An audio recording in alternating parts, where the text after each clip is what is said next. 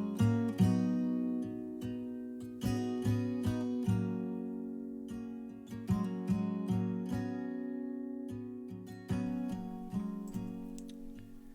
very welcome to the Firm and Fast Golf Podcast. I'm your host, Shane Darby. I'm very pleased to welcome Stephen Proctor to the pod today.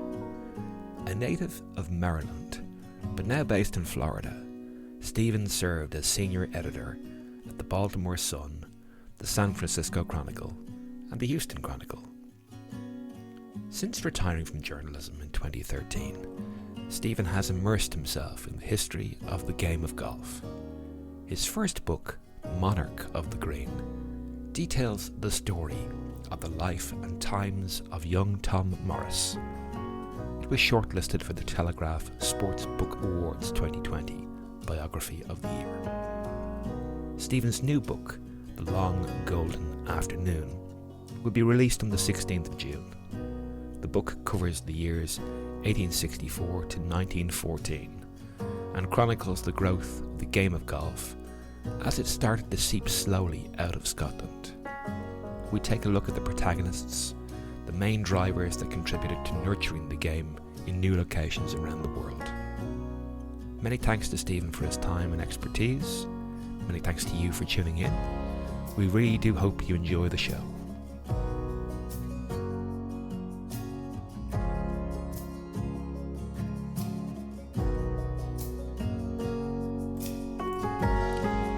Hi Stephen, you're very welcome to the Firm and Fast Golf Podcast. How has your summer of golf panned out so far? Well, my summer of golf has been just fine. Florida, we golf all year here in Florida. It's a little warm in the summer, but we've been blessed this spring to have a very mild spring. And that's been great because I like to walk and carry. And a lot of the months in Florida, it's too hot for that. So I've been able to walk and carry all month of May, which is unusual and great. And as you know, I'm heading off to Scotland tomorrow. So my summer of golf is about to get a whole lot better. Indeed. Yeah, currently preparing, I believe, for an epic month-long trip to Scotland, which will see you play the Old Tom Morris Trail over the course of your visit. More of that anon. However, given your schedule this week, I just wanted to express my thanks to you for fitting me into your busy schedule. I guess before we delve into your new book, you might give us an introduction to Stephen Proctor, vocational storyteller, journalist, author, golfer, and as we found out recently on the Good Golf podcast, chess aficionado. Thank you for that. I'm a person who has always wanted to write. Even as a little boy, I published a newspaper for the street that I lived on. I lived on a dead-end street of 10 houses called Beacon Place, and I published a weekly newspaper called the Beacon Light, which reported on the goings-on the street, in particular sporting events, softball games and the like that we played out in the street. Sold it to everybody for a penny, bought baseball cards, and I have not ever stopped writing since that time. I've gone through different phases. When I was young, I wanted to be a poet or a novelist, and I imagined myself doing that. I realized as I got a little older that I didn't really have that skill in me. And I ended up deciding that if I was going to have a life as a writer, it needed to be one that I could get paid some decent salary for. And I ended up going into journalism and had a very long and fruitful career as a newspaper reporter and editor, 35 years of newspaper work at the Baltimore Sun in Maryland, the San Francisco Chronicle out in California, and the Houston Chronicle in Texas. And I retired from that not long ago in 2013 or so, just because it become so disrupted by the internet and it ceased to be fun to do. And I decided in advance of that, about 10 years before I actually retired, that I wanted to make my next phase of life to be a writer about the history of golf, and just began a systematic study to prepare myself for doing that. And I spent the last 10 years of my career as a newspaper editor reading pretty deeply into the history of golf. And that led for me making a trip to St. Andrews in 2005. And that was the time at which I decided to start working on a book about young Tom Morris, and sort of directed my research more specifically to that. Having recently welcomed your good friend Roger McStravick to the pod, who incidentally, given what you just said there, could well be a brother from another mother in terms of just always wanting to write, the subject matter for consideration today is inextricably linked with that particular episode with Roger, where we touched upon the legacy of the Morris family amongst other things. You obviously detailed young Tommy's story so beautifully through your book Monarch of the Green, which incidentally was shortlisted for the Telegraph newspaper's Sports Book Awards in 2020. We have a tradition of oral history here in Ireland where the storyteller is known as the Shanachie, where history is both recorded and shared through the medium of storytelling. I'm very pleased to confirm that we can certainly utilise this descriptor when speaking of both your good self and indeed Roger, golfing storytellers. The Long Golden Afternoon is the title of your new book. Before we jump into the specifics, perhaps you might set the scene for us on the timescale that the book covers and its importance in terms of creating a future for the game of golf. I love to do that, Shane. When I started doing the Tommy book, one of the things I realized was that in order to have an understanding of what Tommy meant to golf, I really needed to understand what happened after he died. What was the long-term impact of his having become the game's first superstar? And so part of my extensive reading into history was reading forward. What occurred in the generations after old Tom? How did the game evolve from there? And as I was doing that research for the first book, it occurred to me that what I was really doing was a bigger story that was two parts. And it's the story of how does a game that is played in one place only, and almost really with very little to no change for several centuries, from about 1400 all the way to 1850, then in a period of only 50 years, spread worldwide and become one of the very few games that is played worldwide. And that I then realized that that is the story you were telling. Part one of that story is the rise of young Tom Morris and the impact that he had on helping the game become known outside Scotland. Part two of that story is what Darwin referred to as the Long Golden Afternoon, the age of golf that happened when golf first came to England up to the First World War. And so golf first made its way into England in the 1860s, right after the introduction of the Open Championship, which was the very first golf event to be covered by newspapers that weren't in Scotland. And eventually, Englishmen became slightly interested in the game, partly through connections with Scottish merchants that were their friends, or Scottish soldiers who were stationed where they lived and always wanted to bring the game with them wherever they went. And in 1864, old Tom, through a friend he had made at Prestwick, went down and laid out the first seaside links outside Scotland at Royal North Devon. That was the beginning of English golf, in the sense that it was the first club formed in England that was majority Englishmen. There had been golf in England, of course, at Blackheath since James I came into England in the hundreds of years earlier, but it was only played by Scotsmen at Blackheath primarily. Very few English people played, only English nobility, really. Some English kings played farther back than we think, as historian Neil Millar has recently shown. Nevertheless, North Devon was the first truly English club. And then it began to be followed by other English clubs at Royal Wimbledon and also at Hoylake, in particular Hoylake. Hoylake is to this period of golf what St. Andrews is to Scotland.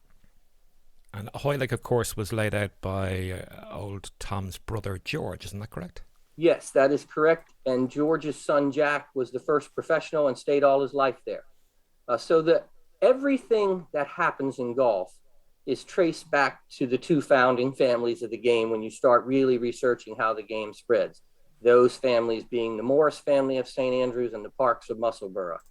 The Parks have tremendous influence over the evolution of club making, in particular Willie Park Jr., and the Morrises on the spread of the game in terms of Tom laying out golf courses all over Britain and Scotland, and his son traveling into England in preparation for his Open Championships and stirring the interest of the English. One of my favorite stories from the Long Golden Afternoon is in 1872, after the Open championship trophy had been won by young Tom, the challenge belt claimed as his personal property with 3 consecutive victories in 1868, 69, and 70, mere 19-year-old at that time. They didn't have a trophy, and the Open was delayed a year before the Rota that we know now was formed with St. Andrews, Musselburgh, and Prestwick, and a new trophy, the Claret Jug, was bought. During that interim, Royal Liverpool staged the first really big golf tournament held on English soil in 1872 at Hoylake.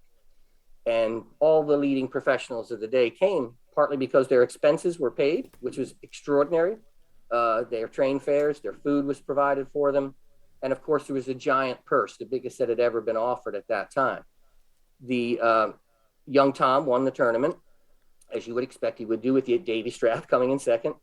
But one of the kids following around behind them, watching reverently as they played, was a young guy named John Ball Jr., who was 10 years old at that time.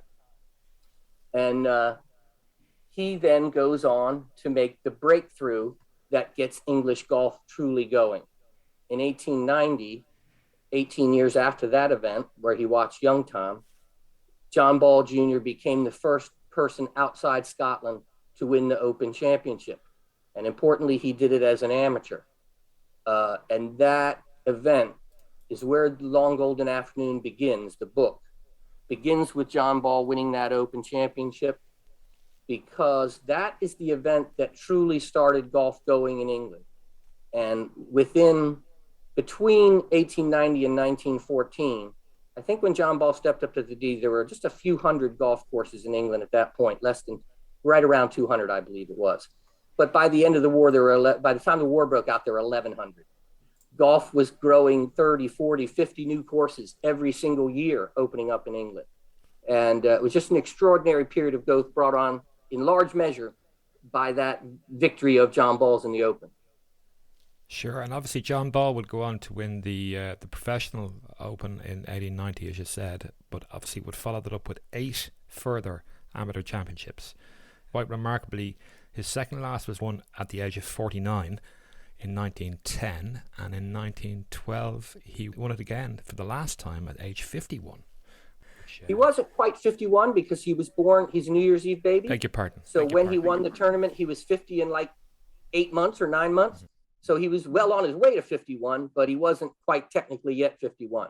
But there are very few records in sport that I think you can say with 100% confidence will never be broken, and that is one of them. 8 amateur championships is an accomplishment that is difficult to fathom, really. Bobby Jones always said that the hardest tournament to win was the Amateur Championship of Britain, because you had to win 7 or 8 18-hole matches plus the 36-hole final to get that accomplished. And as history has proven, and one of the reasons that match play doesn't get televised more is that an 18-hole match can lead to giant upsets, like Johnny Goodman beating Bobby Jones in the first round of the amateur in 1929 out at Pebble Beach. And that destroys the event in the minds of some people. So the idea of winning 8 amateur championships staggers the imagination. And only one person has gotten close to that since that time, Michael Bonelac, and he was still 3 amateurs short. So I can't see that record ever being broken. No, for sure. And if you think really in the modern contemporary age, the notion of the working amateur, it doesn't really exist anymore unless you're Stuart Hagestad, who I guess is independently wealthy in some way. You know, that they sort of go to college and they head off the pro ranks. It's unusual if you have the career amateur, if you like, anymore. But just circling back, in thinking about the influence that Scotland had on the golfing landscape in England and slightly further afield in Ireland as well, I just sort of went back over some of the founding fathers, if you like, of some of our oldest golf courses. And there you go. Tom Gilroy from Carnoustie, George Bailey from Musselburgh, David Brown from Musselburgh, who would have won the Open in 1886. I think quite bizarrely, there was an extra slot, I believe, at the Open that year. He was a roofer and got pulled off a roof to come and compete, and he ended up winning the event. And Mungo Park of Musselburgh, would you believe, was involved in extending Portmarnock out to 18 holes. So I guess the Scottish influence through both the professionals, the merchant classes, and indeed the military over here sort of had a big influence on kickstarting the creation of organised golfing clubs from 1881 on, where Royal Belfast, or the Belfast Golf Club at the time, was founded. You know, that is the same story everywhere you look in the world, Shane. You know, when golf clubs formed in England, all those 1,000 golf clubs that formed at the beginning, every one of them recruited a professional from Scotland, because curiously, there was always a reverence, even among the English, for the Scottish game. And it was understood to be a Scottish game. And if you were going to have authentic golf in England or Ireland or America or Australia or South Africa or India or any of those places, what you needed was a genuine Scottish golf professional to teach you the game. And part of the reason that St. Andrews evolved into becoming the home of golf and the adjudicator of golf worldwide was that reverence for golf as it was played in Scotland, and understanding that golf is a Scottish game. And people wanting, even English, it's such a strange thing for Englishmen to wish to be ruled by Scots. You know, history doesn't suggest that in any other way. But they were all determined to be ruled by the Scots, and more or less forced the role of leadership on the Royal and Ancient, which was always interested primarily in the management of its own club and its own golf links, and not necessarily in management of golf worldwide. But the rest of the world wanted them to be in charge, because that was how they viewed the game, as a Scottish game that they were adopting and embracing. And they wanted the ruler to be St. Andrews, and that's how it turned out to be that way. Yeah, I mean, I guess that just speaks to authenticity in terms of, obviously it's a Scottish game. It just wouldn't feel right, you know, for the decisions to be passed down from anything or anywhere other than St. Andrews. You know, and I think honestly, the Honourable Company of Edinburgh Golfers is older than the Society of St. Andrews Golfers that became the Royal and Ancient. And had it not been for interruptions in their history, where they had certain financial difficulties in the 1830s that caused the club to momentarily disband and sell off of many of its assets, and eventually to move to Musselburgh from Leith. But the Honourable Company might have assumed the mantle of leadership of the game. They were equally important to St. Andrews at the beginning. And St. Andrews, though, had the advantage of being continuous in its history, and also of having Hugh Lyon Playfair, who turned the city into this grand Victorian vacation location. And those two things helped combine to make St. Andrews become the home of golf. But it could easily have been the Honourable Company. It is the oldest club known in Scotland. And, you know, but it turned out that St. Andrews ended up getting that mantle. Yeah, I understand that a trip to young Tommy Morris's gravesite in St. Andrews sort of kicked all this off for you and was a real catalyst for your first book. From what you've just said, I'm probably figuring that seeing Tommy's statue and gravesite in St. Andrews was actually the kernel for not only Monarch of the Green, but also the Long Golden Afternoon. That is correct. When I first saw that tomb, I had read enough about young Tom and old Tom to realize something about their importance in the game, although not anything like what I know now. But the thing that struck me standing in front of the statue was the little inscription at the bottom, which says the statue is erected by contributions from 60 golfing societies. Well, if you do your research, you'll see that 60 golfing societies is just about every golfing society that exists at the time of Tommy's death in 1875. So literally every club in the land thought that young Tommy needed to be remembered forever.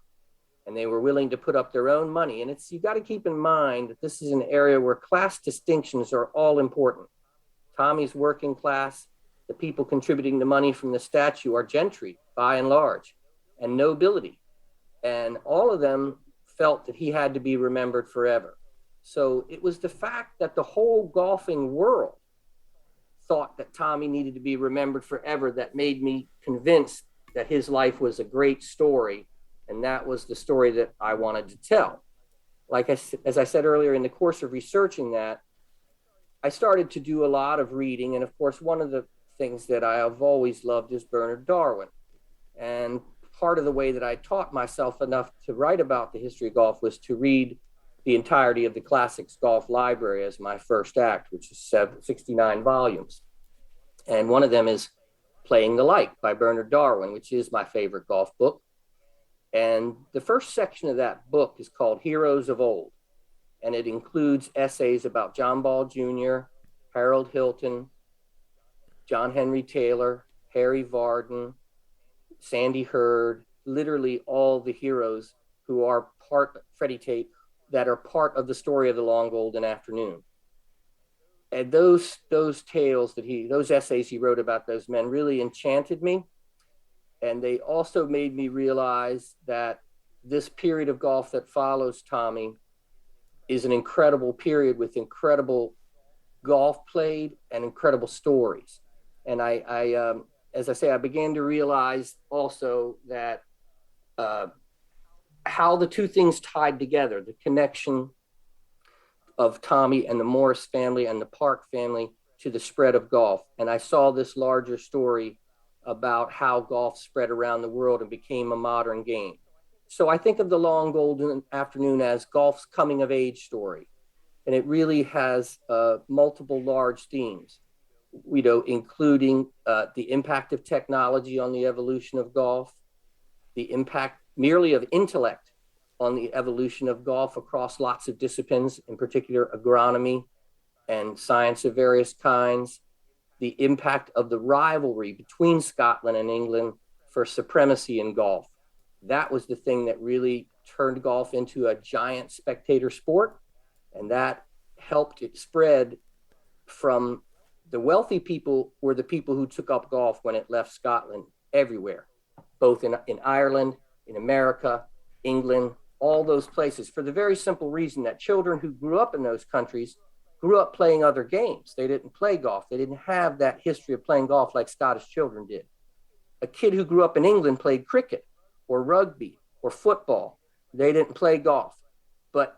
So it was wealthy people who took it up, partly because they were the people who associated with the Scots that played, merchants and soldiers.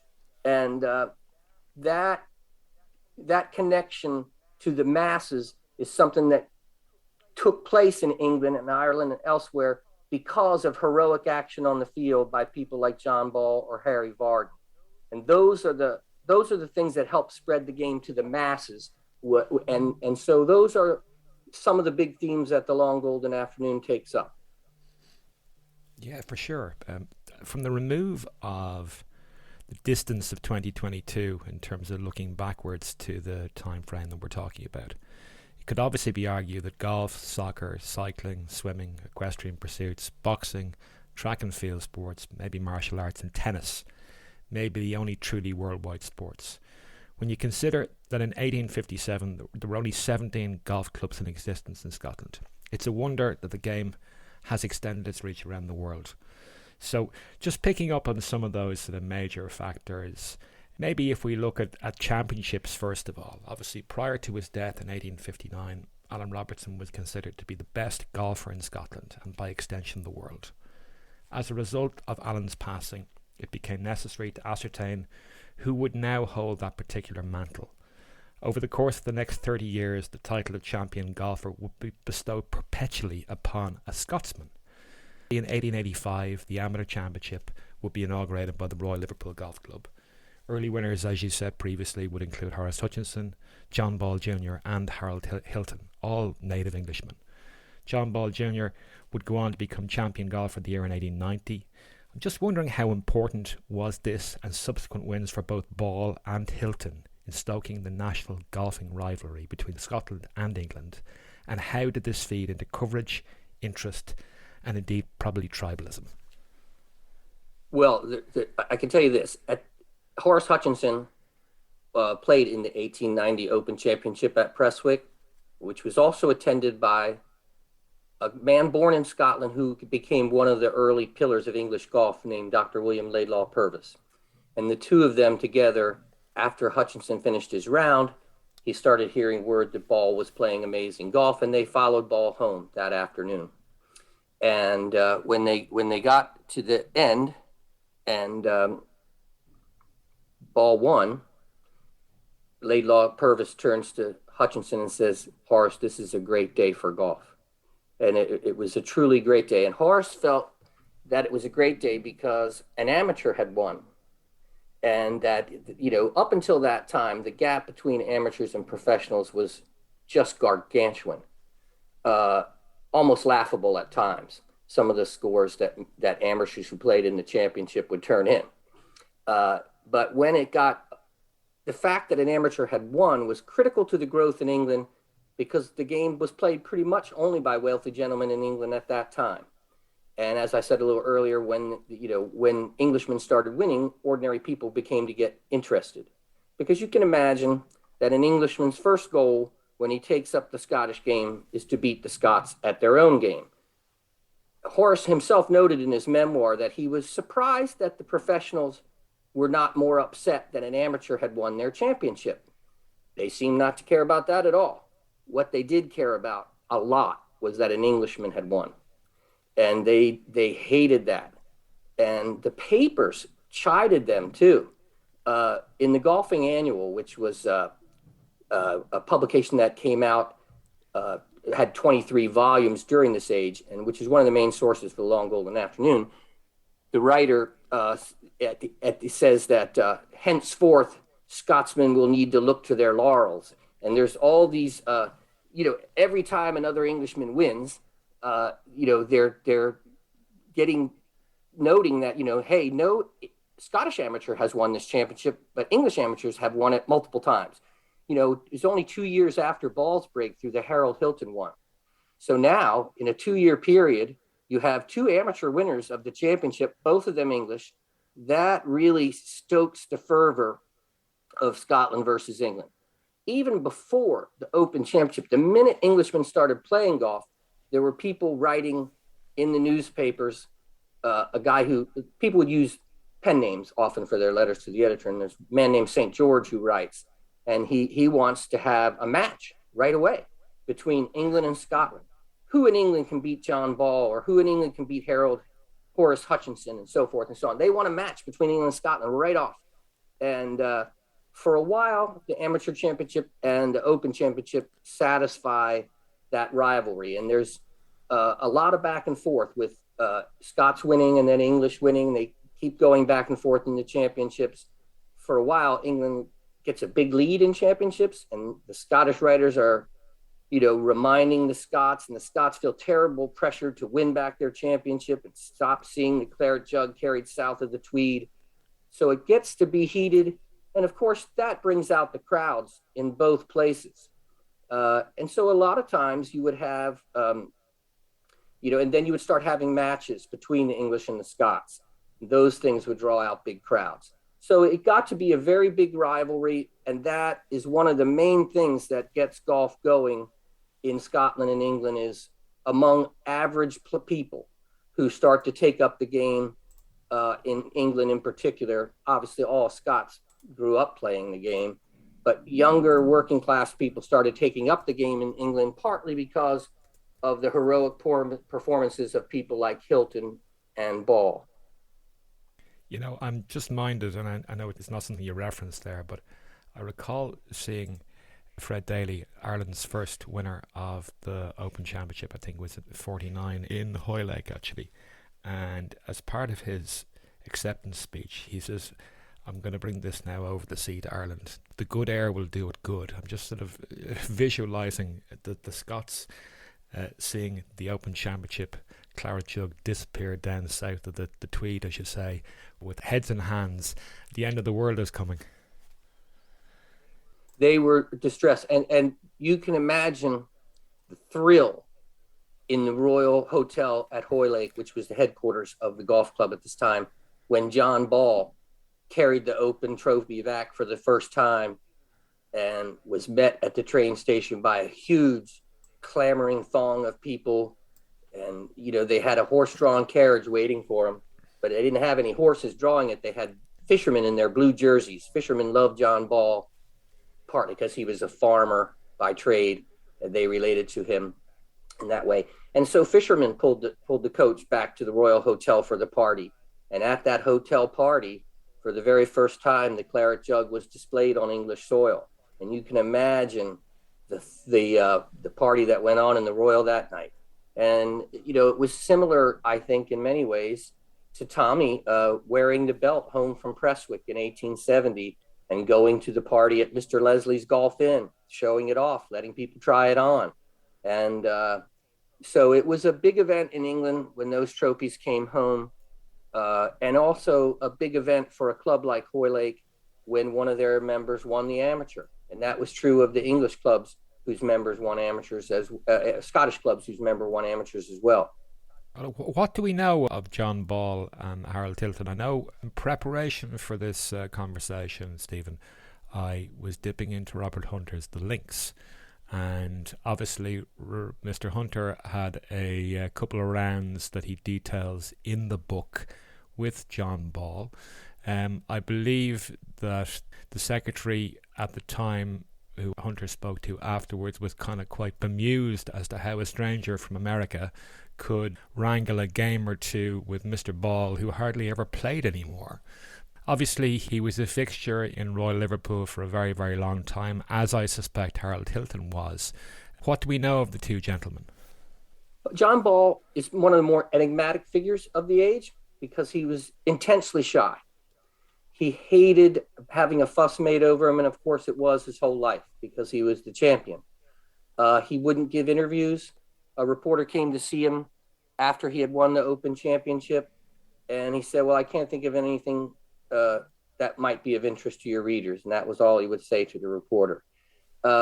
He was a guy, he was very quiet. I think some of these traits probably endeared him to Englishmen because Englishmen tend to be somewhat on the understated side and reserved, and Ball was reserved in the extreme. He hardly ever said much, particularly when he was playing golf, but he had the capacity to do whatever he wanted. He'd be playing in a match with somebody, getting a giant lead, and then he felt like he'd say to his caddy, we'll just finish him off at the dun. The dun is the 16th hole there at Hoylake in that age, and it's the one that's right next door to the clubhouse, so you don't have to go very far when you finish. And so he would let the guy win back a couple holes, and then he would finish him off at the 16th. And he did that multiple times. He was a very unusual man. He had the capacity for pulling his man back in a match when he fell behind at the very last minute on a constant basis. So I would say he is one of the two or three greatest match play golfers the game has known. Hilton was a different sort of person. Hilton loved a crowd. He was a garrulous guy, talked a lot, chain smoked. You hardly ever see a picture of Hilton without a cigarette in his mouth. He was a fidgety person, and so he often had difficulty in golf because of that, whereas Ball you couldn't tell what was happening to John Ball. He was as quiet and reserved under pressure as he would be under anything. Hilton was better at stroke play than match play. And Hilton is only two people in history have won more than one Open as an amateur, and that's Harold Hilton and Bobby Jones. So Hilton's second victory in 1897, which at the Open Championship, was an epic accomplishment. And Hilton was also really a great thinker and writer about golf. Darwin considered Hilton to be the most intelligent golf mind he'd known. And Hilton was a lovely writer, wrote many books, became an editor of Golf Illustrated, just a very different sort of man than Ball. Hilton was considered by the Hoylake faithful to be what they call a toff, to be upper crust, partly because he worked in insurance and other industries, whereas Ball was a farmer. But, Hilton was not a rich man, and his whole life he had to scrape to make money. And he got by, but he was never wealthy and was not by any means a toff. but that was how he was viewed at Hoylake.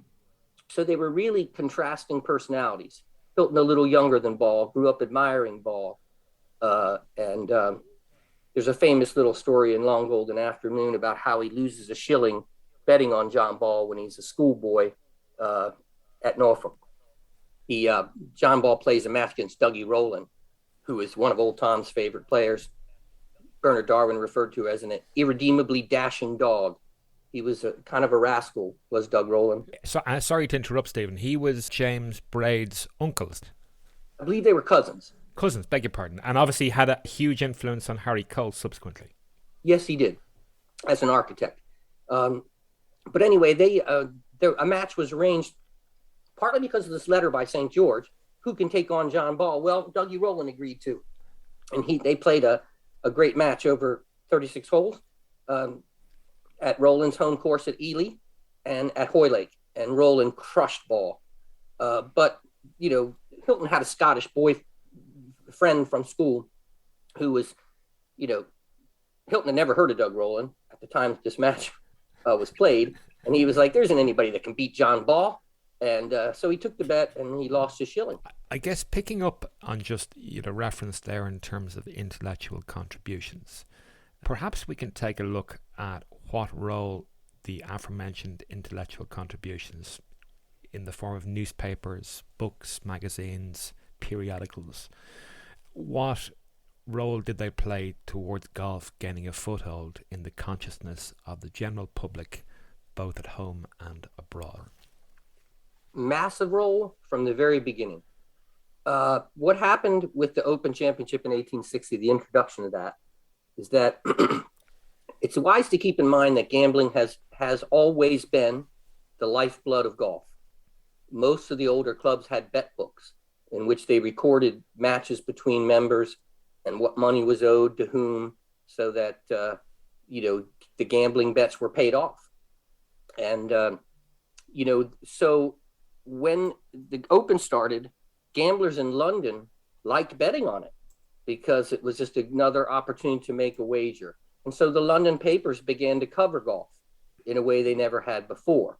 That is the very first thing that starts to introduce people to the game. 1890 is such a pivotal year because when John Ball wins that championship, all sorts of things begin to happen. Number one, club makers in Scotland are overwhelmed with orders for golf clubs. So much so that Willie Park Jr. couldn't even play any golf for 3 or 4 years because all he had time to do was produce clubs to fill the orders coming in from south of the border. There were just 1 million orders for clubs coming in. At that same time, the very first golf publication devoted solely to golf makes its debut in 1890. It was called Golf Ye Royal and Ancient Game at that time. Years later, it becomes Golf Illustrated. That, and then, of course, in 1890, the Badminton Library introduces that book by Horace Hutchinson, Golf. And I see your copy there. That is a pivotal moment in the history of the game. And it's kind of interesting because that series of books was produced by a nobleman who felt that sports were such an important part of being a well-rounded Victorian man, and you were expected to understand all kinds of sporting pursuits. And yet there was no encyclopedia for people who wanted to learn about these games. And so he started the Badminton Library of Sports and Pastimes. There were all kinds of volumes on, hunting and fishing and skating and steeplechasing and this and that. But there was some discussion as to whether golf at 1890 deserved its own volume. And they finally decided that it did. And that was pretty pivotal. Horace Hutchinson edited the book and wrote the vast majority of it, although he brought in a number of other key essays and stuff. So these kinds of things, the introduction of that Badminton Library, the introduction of the Golfing Annual. The Golfing Annual was really started so that you could keep up with the number of new clubs that were being formed. And so the majority of the book was a club directory that told you how to get to these places, what they charged, where you could stay, sort of like a travel guide.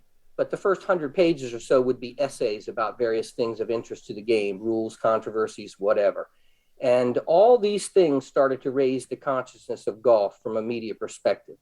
The other thing that happens is the super intelligent, rich people who take up the game often are important figures in their field, whether it would be agronomy, whether it would be physics, let's say. So for instance, Freddie Tate's father, Peter Guthrie Tate, was a leading physicist and scientist in Scotland. And he's the first person who starts to conduct tests on exactly what happens when a club and a ball meet. What kind of spin is imparted? He started to try to theorize on how far could a ball be hit, actually. And he uses his son, Freddie, as the one to measure it. Freddie was a big driver of the golf ball. So all this science begins to be applied to the growing of grass, the making of golf balls, the making of clubs. And since that time, there has more or less been a nonstop scientific quest to make a difficult game easier. And the game has, in fact, become easier with each passing year. So all these things start to have a major impact, both on how golf is played and how much it is known in the community. I know you're a huge fan of Bernard Darwin's writing. I too have assumed ownership of a number of his works through the auspices of the aforementioned Classics of Golf Library, which obviously is an excellent resource to access some of golf literature's greatest works. I haven't quite got to the amount of tomes that you have through the library, but I'm still working away on that. I'm just interested to know, what is it about Darwin's writing that captivates you so much? It's a great question, Shane. I would say twofold. One is he's just a wonderful literary writer, leaving aside anything else. But I think the thing that gets me is that Darwin viewed golf matches as titanic struggles between heroes. He viewed all sporting events that way. He was incredibly passionate about his side. He could get a little crazy at an Oxford versus Cambridge golf match, rooting for Cambridge, where he attended school, or indeed a rugby union match, supporting his love of Wales. Yes, he was just a passionate fan, and he was a passionate man. He saw a lot of romance in life. Even he could be romantic about train travel. Anticipating the stations that would lead to Lutcher's, where he would get off to play St. Andrews, or out to Aberdyfi, which was the place his soul loved best. So he just had a very romanticized view of life that appeals to me. I guess I'm kind of a hopeless romantic, probably. One of my favorite things that's ever been said about me in a review was by the great Scottish literary critic Alan Massey. Reviewed the Tommy book, and he pointed out that his surprise that Proctor seems to have managed to work for 30 years in American newsrooms and yet still be capable of hero worship. And I love that. And it's true. And so I kind of like Bernard partly because he's so literary and so smart, partly because he sees things in such a romantic, passionate light. And those are, I guess, traits that I feel like appeal to me as a person, probably because I'm a hopeless romantic and a failed poet. Maybe we might look at the offshoot of those intellectual musings, which can be reflected in the term debate, let's say. I mean, history suggests to us that a critical mass of considered debate, as appears to have been facilitated in the likes of London, Philadelphia, Long Island, Southern California, not to mention Scotland, can accelerate the creative processes associated with golf course design, aesthetics, direction of travel, technology, to name but a few. The Oxford and Cambridge Golfing Society was founded in 1898 by Horace Hutchinson, Harry Colt and John Lowe. I'm minded to mention a photo that hangs on the wall at Rye Golf Club that captures a society match versus County Dublin in 1908 in my own home course of Royal Dublin. Some of the competitors on the day were historical luminaries such as Bernard Darwin, Stuart Patton, Hugh Allison, John Lowe and Arthur Croom. And I understand that other important figures such as Alistair Mackenzie, Tom Simpson, John Abercrombie, John Morrison, Arthur Balfour, who would go on to be Prime Minister of England, were all members of the Society. How important do you feel the founding of the Society and evident cross-pollination with the various R&A committees, and indeed the debating opportunities provided to members, was to the development of the game during this period? I would say it was foundational. The Oxford and Cambridge Golfing Society, and indeed the introduction of the university match itself in 1878, was one of the pivotal moments in the history of golf in this sense, when Oxford and Cambridge embraced golf, which was at that time a strange enough game that Horace Hutchinson remarked in his memoir that you'd get odd looks if you carried your clubs on a train. What are those things? What do you use them for? But the introduction of that match meant that virtually all leaders of the future of Britain would grow up steeped in golf because it was played at the university.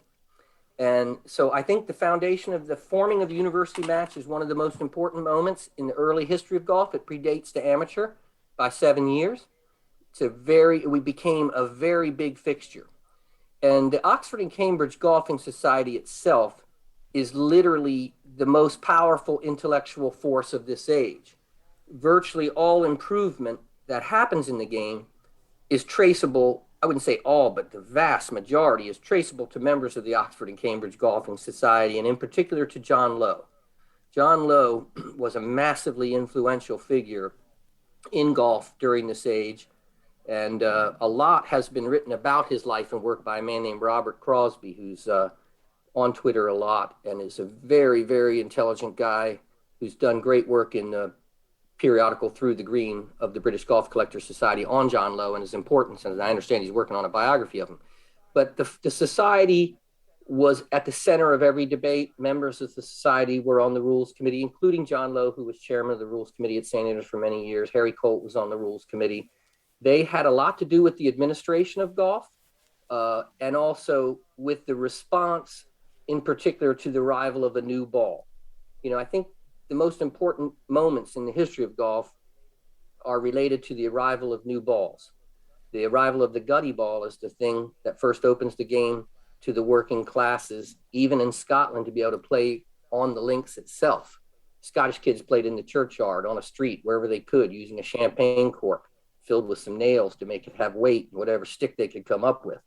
But when the gutty ball came around and made the ball cheap enough for everybody, that is the thing that sets the revolution in motion. And it happens just as Tommy's coming along. But in 1902, a new ball comes from America called the Haskell ball, named after its inventor, Coburn Haskell. And it's a round rubber cord ball. And that really changed the game in the sense of making it an order of magnitude less difficult. The ball is much more easy to get airborne and to control and to hit over a great distance. And of course, that's the thing that sets off two debates that are pretty much still going on today in more or less the same terms. One of them is what should be done about a ball that keeps going much farther? And the other is, what do we need to do to the golf course to address the reality of this new ball? And the latter thing leads to rethinking of golf architecture itself, starting principally with John Lowe and Stuart Patton, who begin to realize that why St. Andrews and Prestwick and places like that were considered superior venues, because of the strategy that was required to play them. And they begin to start thinking in terms of that for architecture generally. And John Ball in 1903 writes one of the most influential books in the history of the game concerning golf. And it is more or less a manifesto for a different way to think about how to design golf courses to make the game more strategically interesting and to be focused less on crime and punishment. And that starts an architectural revolution that is now sort of having a revival with the new artists like Tom Doak and Gil Hanse and people of that nature. Sure. If we just take a look at the rules situation, and obviously we touched on it briefly there a few minutes back. You mentioned that the first 13 rules of golf were formulated in 1744 by the Honourable Company of Edinburgh Golfers, who were based at Leith Links in Edinburgh on their 5-hole golf course.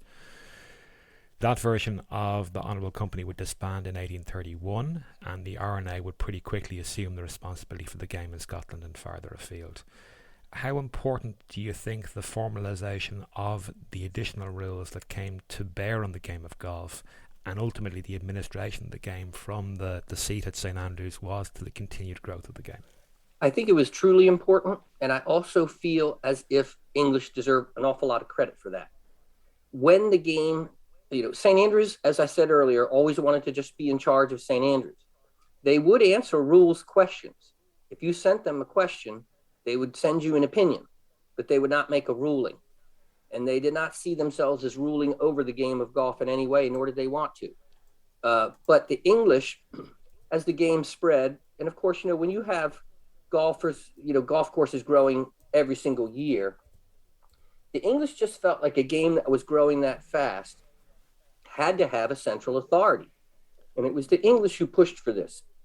Actually, it was a Scottish Englishman in particular, Laidlaw Purvis, and others who began this great debate in the Field magazine, the country gentleman's newspaper, as it was known. There was a two-year debate over, we need to have somebody in charge of this game. We need to have somebody in charge of the rules. And, so that went on for quite some time. And the ultimate resolution of that was for St. Andrews to form a rules committee.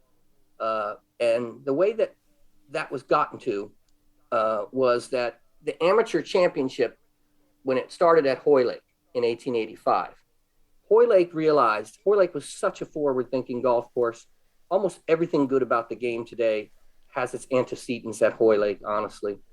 They realized that no one would truly accept the amateur as a national championship if it weren't run by the Royal and Ancient. And they approached the Royal and Ancient pretty much right away about taking over administration of the championship. Royal and Ancient was reluctant, as they usually are, but eventually they were persuaded to do so, and an amateur championship committee was started. So this was a committee that had representatives from golf courses in England and Scotland, and they became the administrator of the championship under the auspices of the Royal and Ancient, and that gave the championship the imprimatur that it needed to become the major championship of that day. And that, I think, is a pivotal moment in the history of golf, because it demonstrates to you that what the English truly wanted was the game to be run by Scotsmen. And it was so that same instinct that caused Hoylake to go to the Royal and Ancient to take over the amateur championship is the one that eventually guided leading English people to sort of push the Royal and Ancient to take over leadership on the rules matter. It's interesting to me, in particular, that women's golf helps to get this ball rolling, because in 1893, a bunch of golfers, English golfers that were women, formed the Ladies' Golf Union. There was a lot of discussion about whether there should be a golf union formed separate from St. Andrews if they didn't want to take charge. And there were certain English who thought that was a great opportunity, but the majority wanted St. Andrews to run it, for the same reason that Hoylake wanted St. Andrews to run the amateur. And then in 1893, the women formed the Ladies' Golf Union. They set up a set of rules for the ladies to play. They set up a handicaping system that eventually gets adopted by men. What they demonstrate to men is the value of having a central authority. Laidlaw Purvis saw that as a wonderful opportunity to put his ideas into practice with women, and then to show men what it might be like. And I do feel that the impact of Ladies' Golf Union helped to direct the formation of the Rules Committee, which happens in 1897. After a lot of toing and froing, in 1897, the Royal and Ancient agrees. Their first suggestion was that the Amateur Championship Committee oversee the rules, since it's a broad authority. But in the end, St. Andrews, if they were going to do it, they wanted it to be a committee of only members of St. Andrews. And the truth of the matter is, there were enough members of St. Andrews who were also members at Hoylake and Wimbledon and Royal North Devon and all the key English clubs, St. George's and everywhere, that you could get what was considered to be satisfactory national representation on a committee that was only members of the Royal and Ancient, which is how it ended up happening. And that's when the Rules Committee got formed in 1897. And that's a pivotal moment for golf, because it has, number one, agreed upon rules for everybody, and it has direction for the future. Yeah, interesting that you mention 1897 and the Rules Committee. At this in a contemporary sort of view, perhaps suggesting an ongoing inflection point that we've been at before as a game of golf, and as I guess, having digested various books by Lowe and Colt and Mackenzie and Hunter, amongst others, it amuses me that the conversation we're currently having regarding ball and club technology the scale of the golf course, the scale of the game, if you like, at the pro level, driving distances of the very best players is actually no different today than it was back in the early 1900s. I suspect you'll agree with that assessment, and if so, why do you feel that the R&A ultimately decided upon inaction in terms of the introduction of the wound Haskell ball? It's a great question, and the answer is multifaceted. When in 1902, Sandy Hurd won the Open, and the amateur was won by a 53-year-old man. But both of them, there was an immediate reaction that the ball went too far.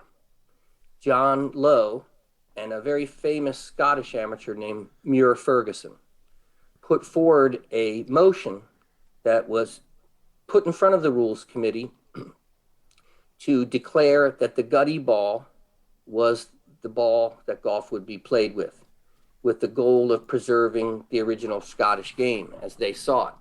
They felt that the Haskell ball, as not only took the skill out of the game, but it also threatened the viability of every golf course in the kingdom. And when the debate happened, as they do now, they took it, but it was like a year or 6 months, I forget the exact time frame, before they acted on it. But there was plenty of time for it to be discussed in the media. One of the things that you had happening, keeping in mind now that amateurs are still the most prominent people in the administration of the game, amateur players found that the ball improved their game dramatically. In particular, one amateur of high prominence named Arthur Balfour. And the amateurs, Gordon Smith, the editor of Golf Illustrated, all felt this ball should be allowed. And so when the vote came, even before the vote came, of course, all the professionals were against it. One of the very first acts professionals took when they had formed their own association in 1903, the Professional Golfers Association of Britain, was to declare that only gutty balls could be used in their competition, which really ticked off the amateurs because they felt that they ran the game. And that was a lot of chutzpah on the part of them, of the professionals, to declare anything about how the game would be run. And so when the vote came, the committee voted to accept, they knocked down the motion by Lowe and Ferguson pretty heavily. I forget the actual vote, but Harry Colt voted in favor of knocking down the resolution, the famed architect, who would later have to have a lot of his courses redone because of the ball. Hutchinson voted against the gutty ball as well. So a lot of the leading figures were just of the opinion that it's good for golf if the game's easier for amateurs to play. It'll help spread the game. It'll make the game more fun for people, which is more or less the side that people who favor the technology today take, which is what's wrong with making a hard game easier for the average person? And that when they asked Balfour, that was kind of the nail in the coffin. They asked Arthur Balfour for his opinion, and he gave an opinion in the newspaper that, this ball is good for the game. And he was just a truly influential figure in the early history of golf, partly because, as Hutchinson wrote in his memoir, there must be something good to the game if a man of Arthur Balfour's substance plays it. And that helped a lot of people to take up the game.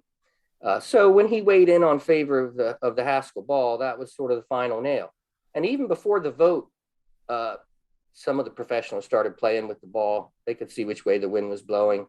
And there was a tournament like a week before the vote, and almost every professional, even John Henry Taylor, who was the strongest against it, they all played with the ball. They saw that they were beaten. And Sandy Hurd had the most vitriolic quote about not playing with the gutty, not playing with the Haskell ball. But when he got to Hoylake to practice for the Open Championship in 1902, John Ball, of all people, the most conservative guy in the world, was playing with the Haskell ball. And he lent one to Sandy. And Sandy played the round of his life with it. And he said, the hell with it. And he went and bought 4 from Jack White's shop. Not Jack White, Jack Morris's shop. And he won the Open. So, there were just different ways in which it was defeated. I think it was just really the vast majority of people liked the idea that the ball made the game easier.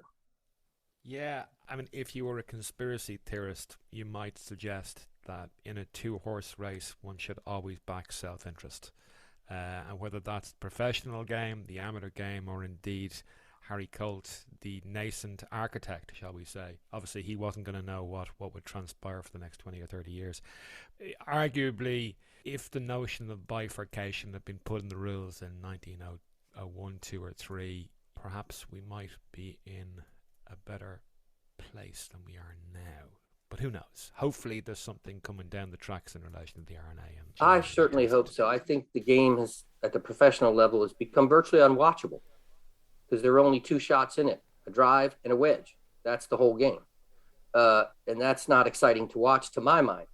I much prefer to watch women's golf now because women still hit the ball a reasonable distance and are required to play the golf course the way the architect designed it, to make more difficult and more creative shots. It's not drive or wedge on every hole, which it is for men, even on, ridiculously long holes. So I hope so. Bifurcation was very much a part of the discussion, although they didn't use that hideous word, in 1902, that Lowe and Mert Ferguson were perfectly happy to have the gutty be the ball used in all real competitions and let other amateur players play with whatever they wanted. But if you were going to play for the amateur championship or for the Open or for, your club medal, you would have to play with a gutty. But if you just wanted to play your regular rounds using a Haskell, they were fine with that. But it's difficult. When you're voting against scientific progress, you're most of the time going to lose. That's what history is showing. For sure. I mean, in terms of perhaps some stuff that we haven't covered there, Stephen, is there any other characters that people need to know about that they may not be completely au fait with? John Henry Taylor seems to be quite an interesting character. Any particular tidbits you can share with us in relation to him? John Henry Taylor, in my view, is one of the two or three most important people in the history of the game. He was a great leader. He had natural leadership ability. He started his life desperately poor. His father was a laborer and his mother took in washing. So he was dirt poor growing up. His first job, in fact, was to be a bootblack for the Hutchinsons, who also lived in North Devon, where he was born. But Taylor grew up to be a great golfer, one of the great golfers of his age. But more importantly, he became the leader of professional golf as it was played. What happens in about 1901 or 2, some of these years, I just don't have notes in front of me. I don't remember perfectly. But in the early part of the 1900s, golf clubs decided that what they wanted to do was to let the golf shop out to the highest bidder and no longer have it be the sole province of the professional. Of course, nobody who was a professional golfer, except for, say, John Henry Taylor, Harry Vardon, and James Braid, could make a sufficient living winning tournaments. They needed to make a living by selling things in their golf shop and repairing clubs. That was a central part of their income. And of course, a professional golfer would always be outbid by a company with capital. And so when that happened, John Henry Taylor and a number of others wrote letters to the editor of newspapers railing against this practice. And the ultimate result was the formation of the Professional Golfers Association to combat clubs giving away this right to own the pro shop. And that ended up stopping.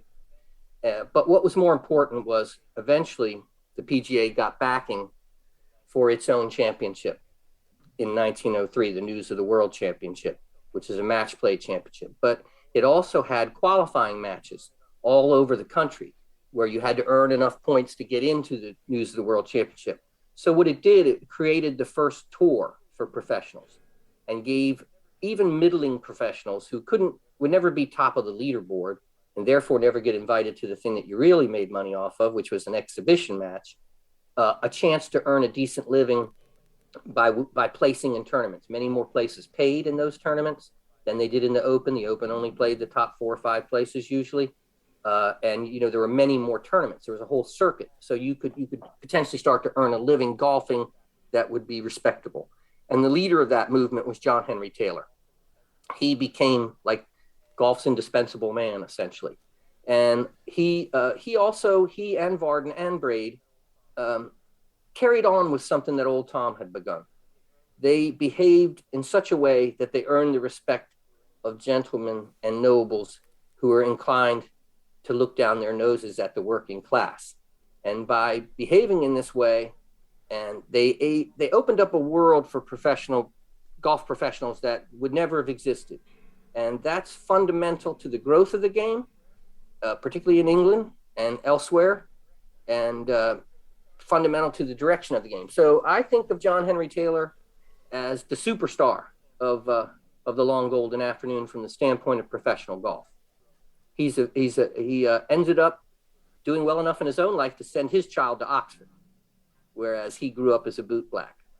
So that's a pretty big accomplishment for one life. Absolutely, yes. Social climber, by the sounds of it. So, I mean, it's interesting, I guess, just to contextualize the lot of the pro back at the turn of the century. I was reading a piece during the week with regard to James Braid, who was making suggestions on behalf of a golf club here in Ireland somewhere. And at the end of his afternoon or morning traipsing around the fairways, as he was a golf professional, he wasn't welcome inside the clubhouse, despite being the professional or the person with the experience in relation to making revisions and suggestions in terms of what might go on the golf course. Also, if you look back as far as 1860 in terms of the first Open, I think there was a request from Prestwick that and invitations went out throughout Scotland and England that ultimately the golf clubs themselves would have to vouch for the sobriety and the behaviour of each pro.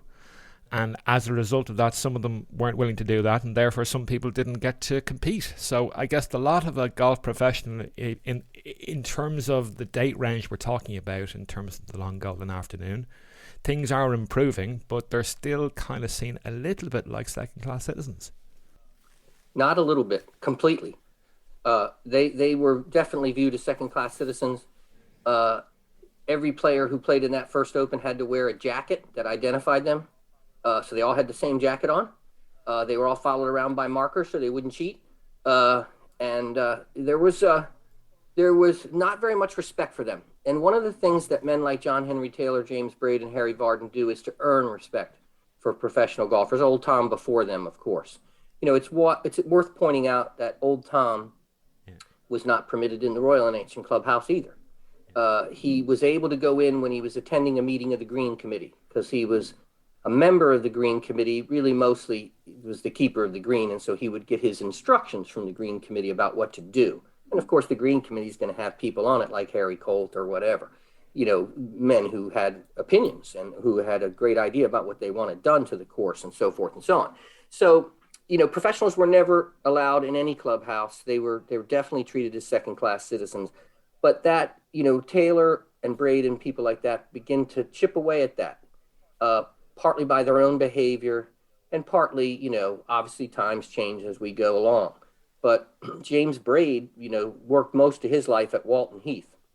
Walton Heath was the place where all the, you know, first-class politicians played, and a lot of royalty also.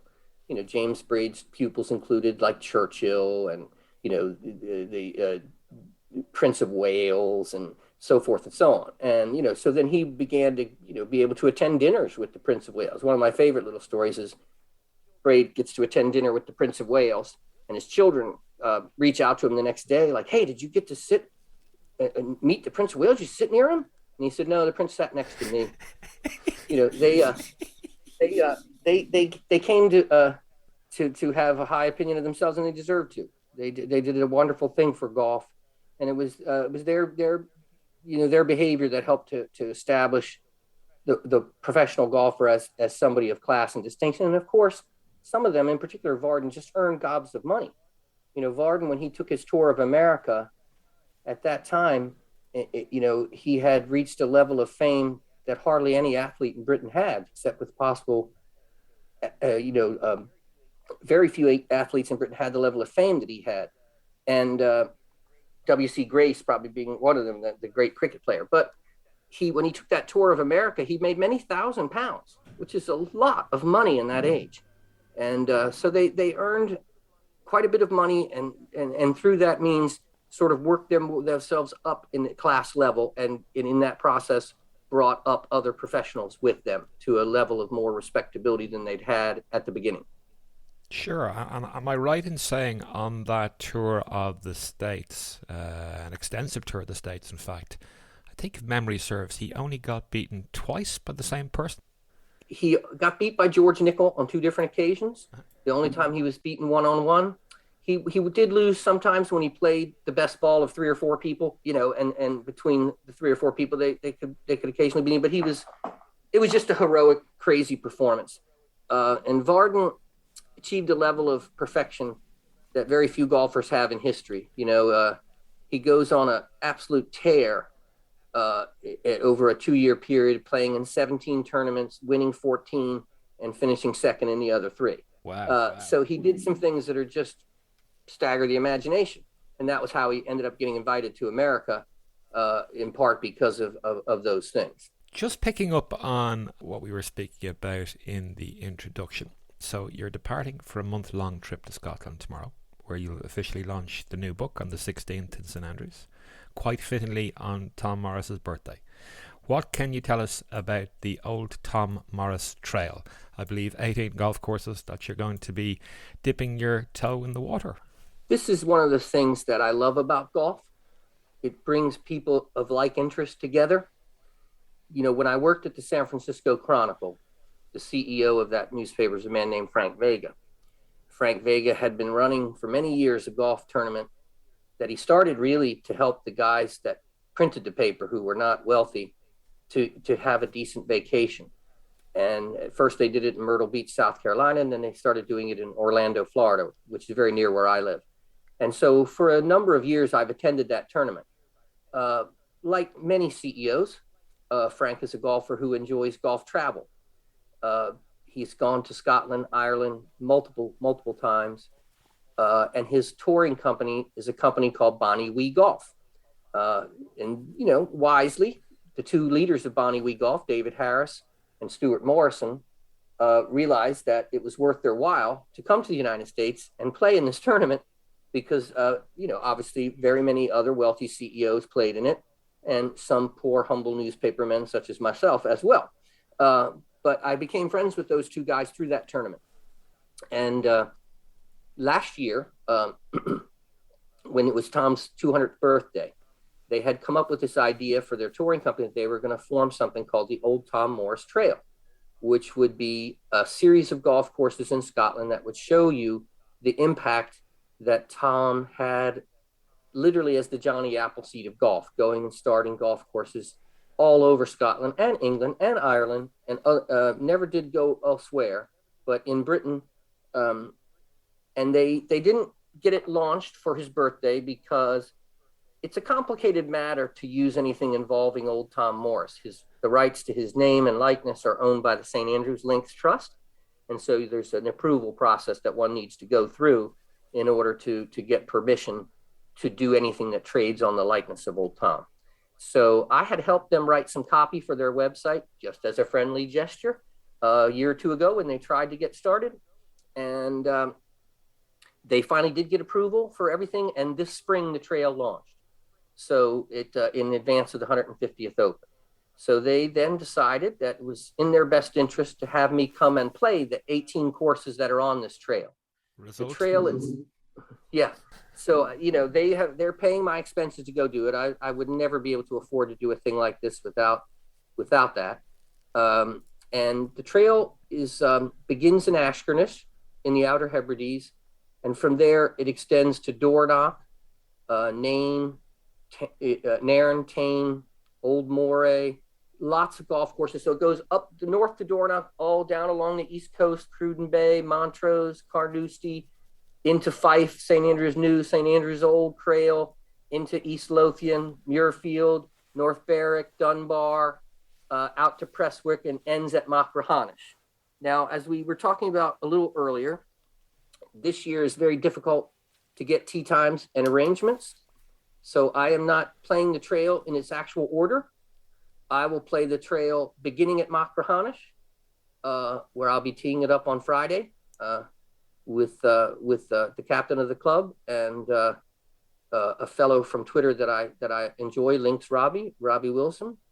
And my trail will go from Machrihanish up to Prestwick, over to East Lothian, into Fife, so that I can be in Fife in St. Andrews to speak at Waterstones on the 11th of June and help to launch the book, and be there on the 16th on the actual launch day.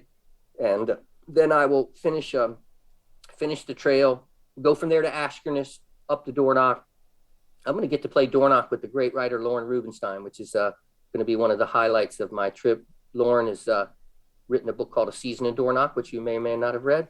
And he's been made an honorary life member of Dornoch, which is an unbelievable honor for him. And so he happens to be in Dornoch the week I'm there. We're going to play the course together. He's a member there. And then I'll end up, my last round will be in Carnoustie, the hardest golf course in the world. So I'm looking forward to it in a way that's just hard to describe. And heretofore, Stephen, have you played many of the courses that are on the OTM trail thus far? Yes, I have. There are 18 courses on the trail, for the obvious reason. I had played previously 7 of those, primarily the courses that are in the Fife and the Lothians, and Prestwick, obviously. 11 of these courses will be new to me. And I'm looking forward to playing those in particular, obviously, since I haven't seen them before. But I have played Dornoch, Carnoustie, the new course, the old course, Crail, and North Barrett previously. So I played 7 of them. Muirfield I've not gotten to play before, so I'm looking forward to that, obviously. Some of the little ones are the ones I'm looking forward to, like Cullen. Cullen Golf Link sounds awesome to me. I'm going to play in an event there, actually on my birthday, so that's going to be a special treat. And Ashkernish I'm really looking forward to, because I feel like Ashkernish is probably, agronomy-wise, greenkeeping-wise, as close as you can get to actually playing golf under the same conditions that people would have played at the turn of the century. So I'm going to take my hickory clubs over to Ashkernish and play it with hickories. I'll probably play some of the smaller ones like Cullen with hickories too. And I'm going to try to take on Prestwick with hickories, just because. Well, best of luck with that. I'm pleased to hear that Ashkernish is on the itinerary. For listeners that may not know, and I'm sure there probably may be some people out there that haven't heard about Ashkernish, it's obviously on the outer Hebridean island of South Uist. What can you tell us about Ashkernish?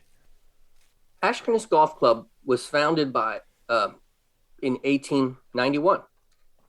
Keep in mind that most of these golf courses happen right after 1890, and that's for the simple reason that that's when the boom begins, when John Ball wins, and golf starts going insane.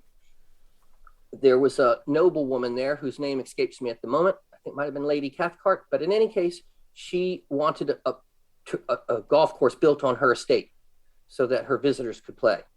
And that old Tom came out there with Horace Hutchinson in tow. They were good friends. Horace might have been interested in fishing out by Ashkernish, because there's a lot of great trout fishing over that way. In any case, they went. Tom laid out the course. Over time, after the war, I believe, the course disappeared. And some years later, I'm not sure of the dates right at the top of my head, but not long ago, 15 or so years ago, the course was sort of rediscovered.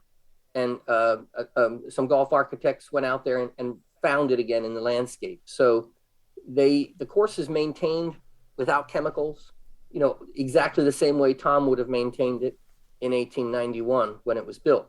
So it's got to be one of the more aboriginal courses you'll ever be able to find in Scotland. Most of Tom's work has been redesigned over the years for the reasons that we were explaining, the new ball and everything else.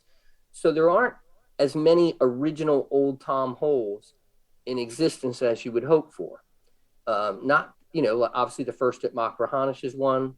What is now the 17th at Prestwick is one. The first at London Links, which isn't on the old Tom Morse Trail, but there are not as, most of them have been redesigned and changed. But Ashkernish exists exactly the way that, or more, as close to the way old Tom laid it out as anything. So does Cullen. and probably moray old as well. I haven't gotten all the research done on this. I got to do it while I'm along the trail some.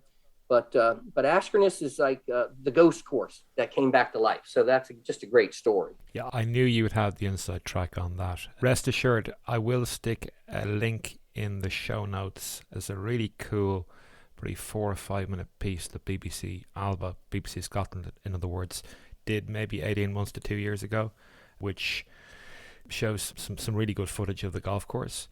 I hope, for your sake, Stephen, that the mist doesn't come down and that you're not stuck in the airport. I believe that is a risk when flying in and out of South Uist. Well, one way or another, we'll get there. If we have to take the ferry, we'll take the ferry. But there's also a wonderful piece by David Owen that was done in the New Yorker called The Ghost Course, that explains the history and revival of Ashkernis. And that's the most definitive story on it that I've seen.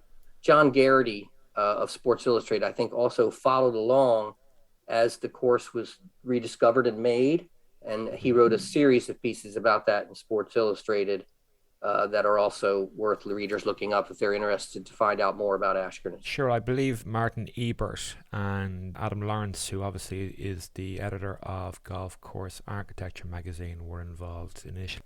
That's the name I couldn't remember of the architect who came and donated his time to resuscitate the course, I believe. So it's a really interesting thing. I'm interested to get out there and see more of it. You know, Scottish weather is Scottish weather. You know, I don't need to have great weather. You put your waterproofs on and you go forward. Part of golf that's fun is fighting the elements. And also, you wait half an hour, it's going to change. Exactly. So it's one of the things that really struck me about the long golden afternoon and even before that is the unspeakable weather in which they just played on. You know, John Henry Taylor is playing in an open at Hoylake, and it's literally a hurricane practically going on. As he walks to the first tee, the press tents are all blown away, but he just goes and tees it up and plays, shoots 77, I think it was, in an absolute gale of 40 some miles an hour around one of the hardest golf courses in the world in championship condition. So, you know, we have become so sissified in the game of golf. The idea that somebody would declare on a professional tour, lift clean in place because it might rain, and some people might have to get mud on their ball, is just absolutely laughable. And the unspeakable conditions in which tournaments went on would drive modern golfers, you know, people have no idea the kind of weather these men played in, and without hesitation. You've reminded me of the great Harry Bradshaw, the head pro at Portmarnock Golf Club for many years.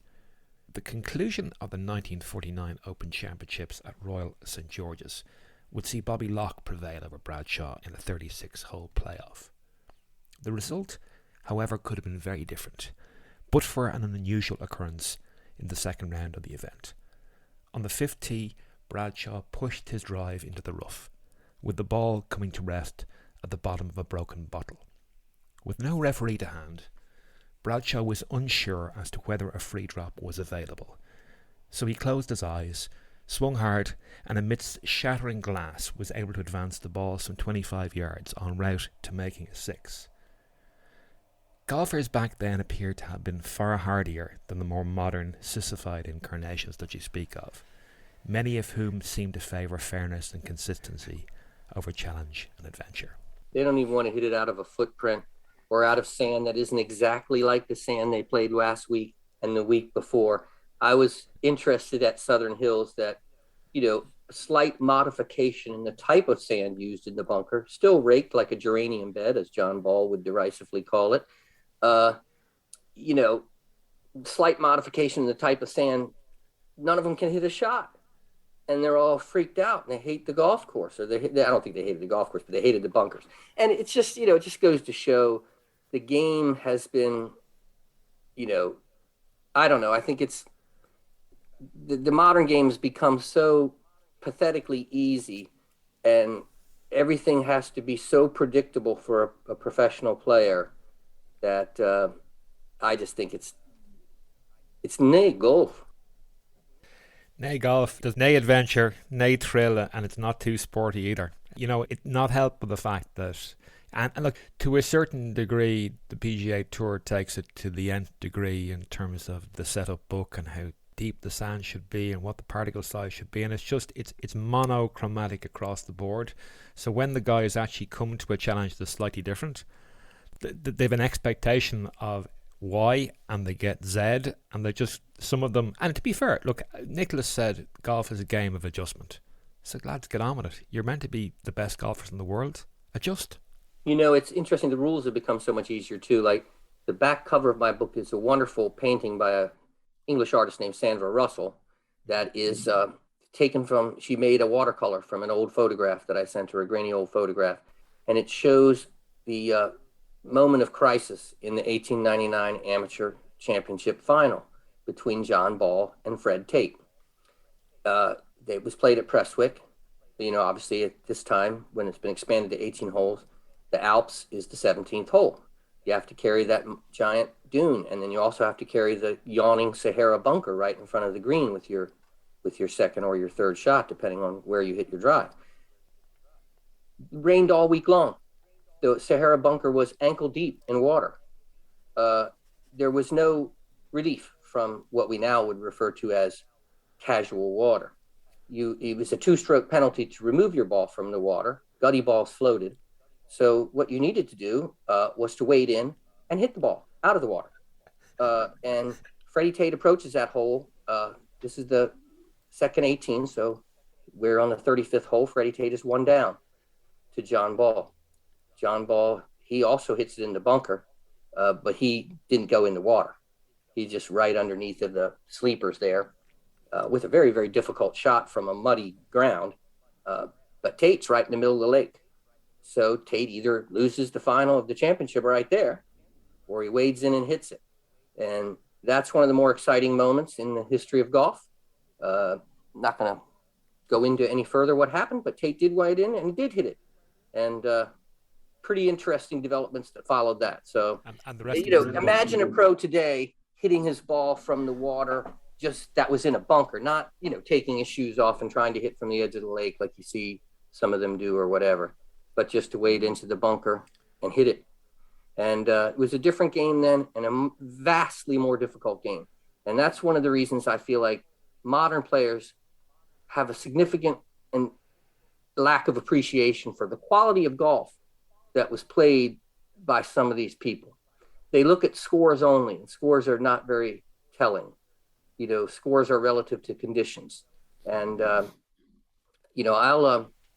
if you give some modern player, let's say Jordan Spieth, anybody, John Ball 7 clubs at Prestwick in 1890, I'll take Ball against any of them every day of the week. Make them play with his clubs and his ball and his agronomy, and let's see who's the better player.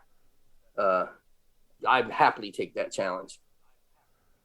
Yeah, I followed a link maybe 8 or 10 months ago from Golf Club Atlas to YouTube, which is actually in conjunction with an Open Championship, maybe back in the late 60s, early 70s perhaps. And Dave Marr and Tony Jacklin were essentially out on a links course in Scotland somewhere using long nose clubs and whatnot. It was just to see them struggle to try and hit a gutty in the right direction and get it to stop and try and hold the green or hold putts. It was just comical. Yes, and I just think there's a tremendous lack of appreciation for. Just think about this for 1 second. It's 1870. No one has yet invented ribbing on clubs. All the clubs are smooth faced. There's a ball that makes a top flight ball look like it's soft as can be. You can't hit the ball more than about 180, even if you're a great player. And the greens are mowed only by sheep. Nobody's invented the mower yet. And young Tommy goes around Prestwick, a very, very difficult course, in 149 strokes for 36 holes. That's the equivalent of shooting 74 for 118 and 75 for another 18, in an era when 86 or 87 or 88 would win the tournament. So these men played extraordinary golf. People like Tommy, John Ball, Harold Hilton, all of them. They were really, truly great golfers. And I don't think one of the reasons I write these books is to try to tell the story and provide the appropriate context so that you, as the average guy, teeing or woman, teeing it up on a Saturday or Sunday afternoon, can have some appreciation for the kind of great golf that has been played over the 162-year competitive life of golf. Too many modern players think of golf as beginning with Arnold Palmer. And, there's a long, long history of golf that precedes the modern age. And much, much, much truly great golf has been played. And I'm just trying to tell those stories in a sort of way that anybody can appreciate just the heroic efforts of people who have come before. And I'm going to recite one quote that I love from Darwin, because he writes about Harold Hilton, and he's doing an essay. He says, "I don't want this to be a statistical article, but perhaps I shall lay out some of his victories as the years go ruthlessly on and make dim the brightest of records." And that's what happens, is that the years go by, things change, people forget.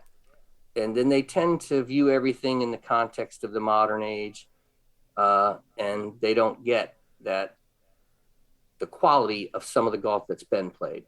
And I'm trying to help them understand that there's been some awfully great golf played over the long history of this game, and it's worth knowing about. You're doing a wonderful job at that. And I'm assuming, having heard you speak previously and obviously as part of this conversation, I'm pretty sure you have another book idea in the works. What can you tell us? Oh, most certainly do. What can you tell us in relation for the new book, who its protagonists are, and the nature of its particular importance? Well, first, the rest of this year, I'll probably spend trying to do something valuable on the Old Tom Morris Trail for the people who have so graciously hosted me over all these wonderful golf links. But I think end of this year, early next year, I've been planning to do a third book, but I want to write about the history of women's golf. I feel as if women's golf is at a turning point worldwide. I feel like not enough serious work has been done about the history of the women's game. And so the book I want to do is would be based around a match that takes place in 1929 at St. Andrews between Joyce Weathered and Glenna Collette Vare. They had one of the great rivalries in the history of our game. And that match is a particularly thrilling contest. It's the British Ladies Championship. And through that, you would be able to tell the story of the rise of women's golf in England and the rise of women's golf in the United States, which are really the first places where women's game takes serious foothold. And so you can construct a relatively good narrative history of the early women's golf, and also through this really exciting rivalry between these two wonderful players. If I had to name my top 5 golfers of all time, Joyce Weathered would be one of them. I just think of her as an extraordinary player.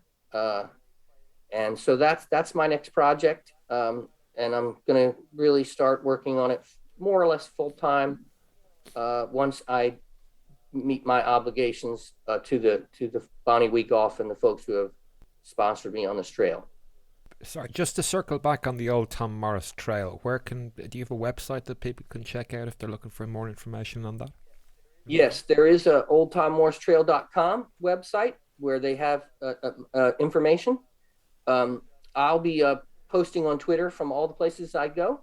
I'm going to use a hashtag called Finding Tom, and so if you look at hashtag Finding Tom, you'll be able to follow the things I post, including my introductory post today. I'll probably also use the hashtag Old Tom Morris Trail, but there is a website at bonniewheatgolf.com and the oldtommorristrail.com where you can learn more about the trail and opportunities for playing it. I look forward to, in due course, reading all about Glenna Collette Vare and Joyce Weathered. I'm assuming, Weathered being a very unusual name, Roger Weathered has to be some form of relation. That's her brother. Relation. Okay, who obviously co-authored with Tom Simpson. No, it's H.N. Weathered, her dad, who co-authored the book with Tom Simpson. I beg your pardon. Yes. Of course. Yes, so her family is obviously quite prominent in English golf. Roger, and one of the reasons Joyce became so good was that Roger obviously was a member of the society, as so many golfers were, and she played frequently with members of society as a young woman, against Cyril Tolley, against her brother Roger. So she competed against great male golfers all her life. And my favorite Joyce story is one of the things that drew me to Joyce is in 1930, at the very peak of his golfing powers, Bobby Jones comes to St. Andrews and, of course, wins the tournaments on the way to the Grand Slam, both the Open and the Amateur that year. While he's in St. Andrews, Joyce idolizes Bobby Jones. She plays a match with him from the back tee at St. Andrews. Wow. And she loses the match 1-up. But Bobby was just absolutely blown away by her as a golfer. It was a very close match all the way around. Bobby could outdrive her, but her iron shots were always closer to the hole than his from wherever she played. She has a perfect swing, one of the more perfect swings in history. And she just has a great temperament for the game. So after the match, the press, of course, was amazed by how well Joyce did. And they came up to Bobby and they asked him about it. He said, have you ever played? They asked him, have you ever played with a better woman golfer? And he responded as follows: I've never played with any golfer, amateur or professional, man or woman, who made me feel so utterly outclassed. It was impossible to believe that Miss Weatherwood would ever miss a shot, and she never did. Some endorsement. Yeah, she was something very special, and so was Glenna Collette. So it should be a really good book. It's a good story, that match, and they are both great stories themselves as individuals. So I'm really excited to try to do something about the women's game. I feel like, that's just something I feel called to do. So I'm going to do that next. I can think of nobody better able to grasp that particular challenge and run with it properly and accordingly. Regular listeners will know that I conclude all of my interviews by asking the same final questions. No doubt you have packing to do, so I'm feeling guilty now for keeping you so long. Oh, no, we're fine. I know what the questions are because I'm a regular listener. Absolutely. Well, look, the first one obviously is bucket list, and you have some flexibility here. So I'd like to hear of 5 golf courses, or more or less, whatever you want. Your choices can relate to return visits, places you played or yet to experience. The choice is yours. Well, I have 2 bucket list items, and they are kind of tours rather than individual courses. That's perfect. I'm desperate to play the Royal Melbourne Golf Course and the Sandbelt courses of Australia. I was recently... You can't not have that on your itinerary. I need to have done that at some point. I recently was assigned a story for Through the Green magazine by my friend Roger about Arthur Lefevre, who is a great Australian golfer and club maker, and I had fun researching that. And it just made me have an even stronger desire to go play Royal Melbourne and the President's Cup. I love the way the course played in the President's Cup. I love the fact that the course revealed that only the greatest of great golfers, Tiger Woods, knew how to play it the proper way and just dominated everybody, even in the late stages of his career. So I really want to play in the Melbourne Sandbelt and meet. I think Mike Clayton is probably the most interesting person in golf today. And I'd love to be able to meet Mike and play it with Mike. You get no disagreement from me with that statement.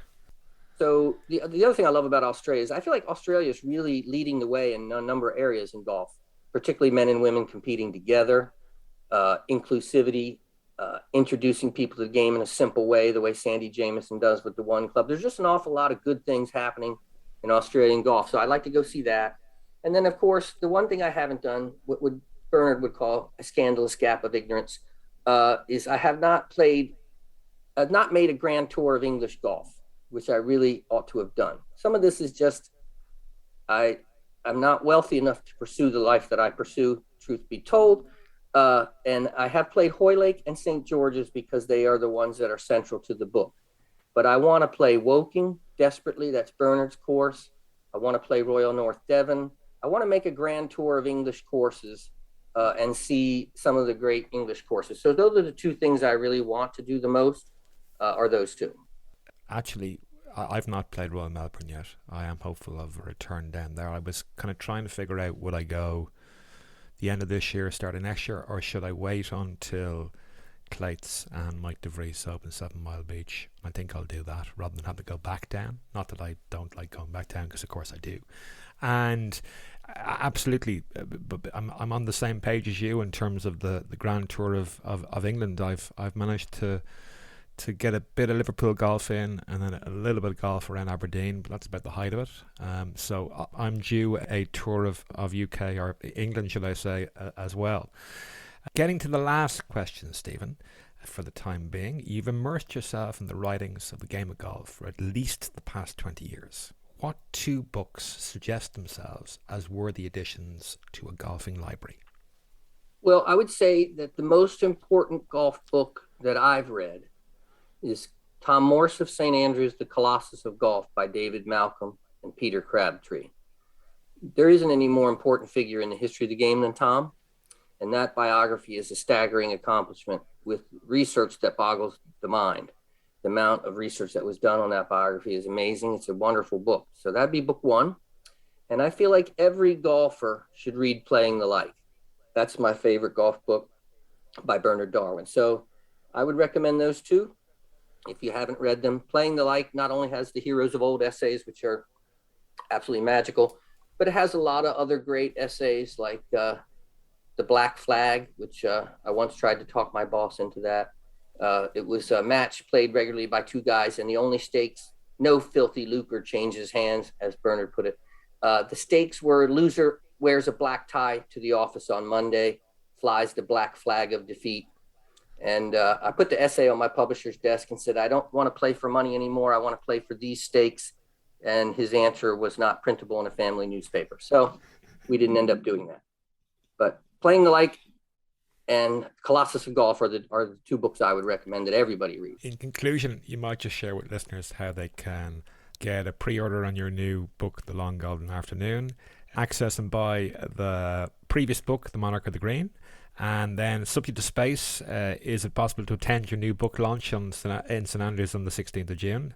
Please feel free to say no if it's a ticketed affair. I don't think there's a formal launch event per se. That's just when the book goes on display. I invite everybody and anybody to come and hear me read from the book at Waterstone St. Andrews on the 11th of June at 6:30 p.m.